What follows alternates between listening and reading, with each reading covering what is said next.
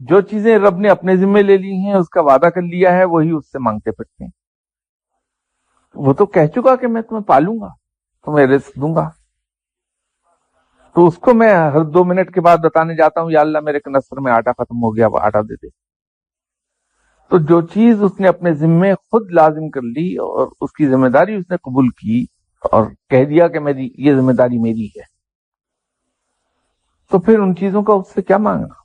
اس سے اس کا رحم مانگا جائے، اس سے اس کا فضل اور کرم مانگا جائے، اس سے اس کی رحمت اس سے مانگی جائے۔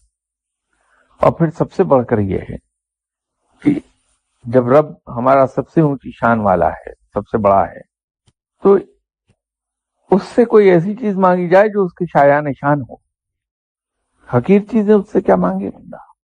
اس کے شایان شان تو اس کی صرف اپنی ذات ہے، تو پھر اس سے اس کی ذات کیوں نہ مانگ لی جائے کہ اللہ تو اپنا آپ عطا فرما۔